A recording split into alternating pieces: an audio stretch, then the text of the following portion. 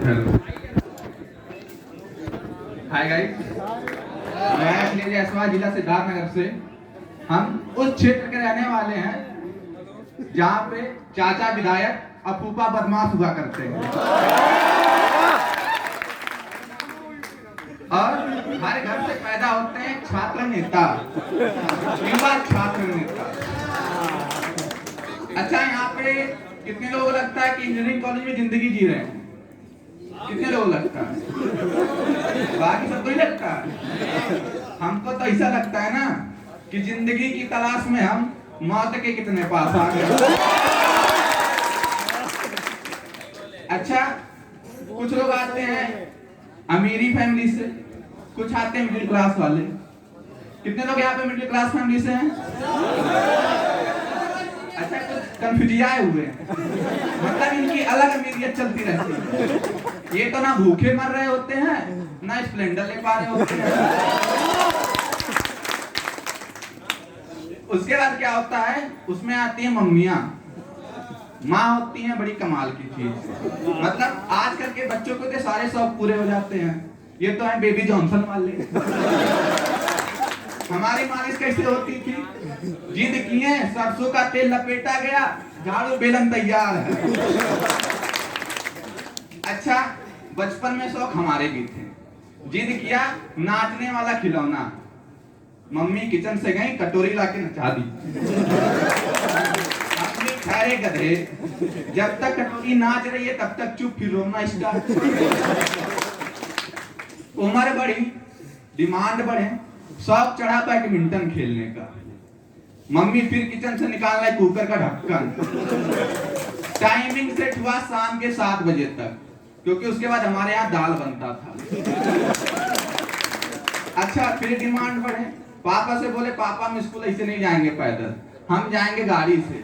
पापा के बेटा तुम्हारे लिए प्राइवेट जेट लेके आए हैं, सुबह मिलना तो हम तुमको उसी से घुमाएंगे। सुबह बड़े अच्छे से तैयार हुए, नहा धो के, फिर भाई चले आज तो पढ़ने जाना, प्राइवेट जेट से उड़ के जाएंगे। सुबह देखे पापा साइकिल पे पैडल लेके खड़े। भाई गलत नहीं बोले थे, जेट कंपनी की साइकिल थी।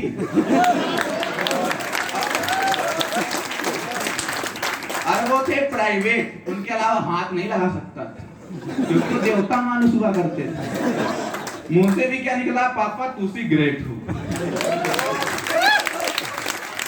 अच्छा, फिर डिमांड बढ़ी, हम के स्कूल जाएंगे तो हम बस से आएंगे। पापा बोले ठीक है। स्कूल का नाम भी क्या था? सरस्वती शिशु विद्या मंदिर। मतलब वहां पे ना दुख दर्द पीड़ा सब सहना पड़ता था, क्योंकि वहां पे कोई कुछ नहीं, बस भाई बहन हुआ करते थे।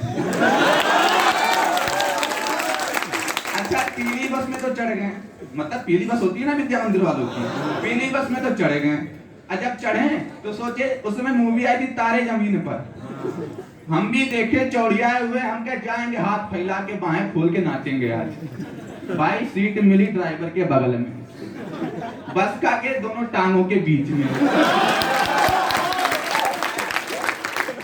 अब जैसे ड्राइवर कहा 1 2 3, हम के भैया चौथा नहीं,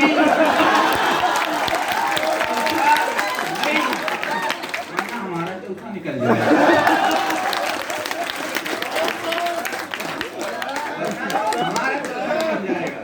अच्छा, मिडिल क्लास फैमिली में एक और प्राणी पाए जाते हैं, रिश्तेदार, जो राक्षस प्रजाति से आते हैं।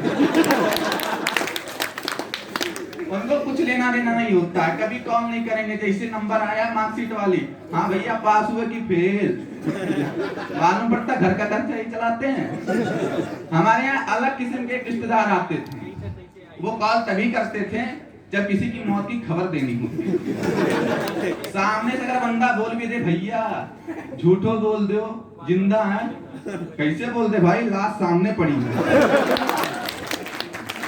एक दिन तो रात में 3 बजे मुझे ही कॉल कर दिया। मैं फोन उठाया, देखा रिश्तेदार, फैमिली मेंबर 1 2 3 4, भाई गायब। मैं चिल्ला लगा मम्मी भैया, तब तक वो टॉयलेट से बिना धोए भाग के आ रहा। अच्छा, फिर बड़े हुए, सोचे चलेंगे। अब देखो कुंडली पे तो भाई राहु केतु सवार थे, एडमिशन हो गया इंजीनियरिंग कॉलेज में। ठीक है, कहते हैं ना मौत के मुंह में कूदो तो कौन रोक सकता है। हम भी कूद गए, वहां से निकले। पापा सोचे थे बेटा पढ़ लिख के अच्छा काम करेगा, हम क्या कर रहे हैं, कॉमेडी। अच्छा बस में चढ़े, बस कौन सी थी, सरकारी। अच्छा कभी सोचा सरकारी बसों में स्पीकर काहे नहीं होते हैं? नहीं, पहले से बसता रहता तड़ताड़ भड़बड़ तड़ताड़ भड़बड़, क्यों नहीं आता है? बस में चढ़े कि डिस्को में घुसे हुए। अच्छा बैठे, सीट बगल वाली खाली। सोचा भाई सबको लगता कॉमन है, सवारी कम हो तो खाली होती है। सामने से आई एक लड़की, अब जब देखा तो आ रहा था ना बेटा मन में लड्डू फूटा। अच्छा वो आई, बोली बैठ जाए, हम तो बैठ जाइए। अच्छा बैठने से पहले भैया इतना अंदर का जानवर जगह ना कि हम अपना बैग खोल के गमछा निकाल के सीट साफ की सरकारी। आज जब बगल में बैठी फिर बोले, फिर आया बेटा फिर से मन में लड्डू। अच्छा फिर बात आगे बढ़ी, कंडक्टर साहब आए टिकट उकट लेके गए, तो मन में तो रहा जाता नहीं है। बातें हुई हमसे, हम उनसे पूछे सिंगल हो? कहीं नहीं, कसम से भाई दिल चीर गया। तुम जब वो मुझसे पूछी तुम हो सिंगल, तब गुर्दा किडनी फेफड़ा हो गया। जिंदगी में पहली बार एहसास हुआ शकल तो खराब है ही, किस्मत उससे भी ज्यादा खराब। अच्छा आजकल के लाइफ में तो लड़कियों को तवज्जो बहुत ज्यादा दी जाती है, लेकिन कोई भी सीजन में देवी का रूप दिया जाता, होना भी चाहिए, लायक हो भाई, लेकिन हम लड़कों को नहीं दी जाती है। हम आते हैं अलग प्लानेट से, पाताल लोक से सीधा ट्रांसफर किए गए यहाँ पे।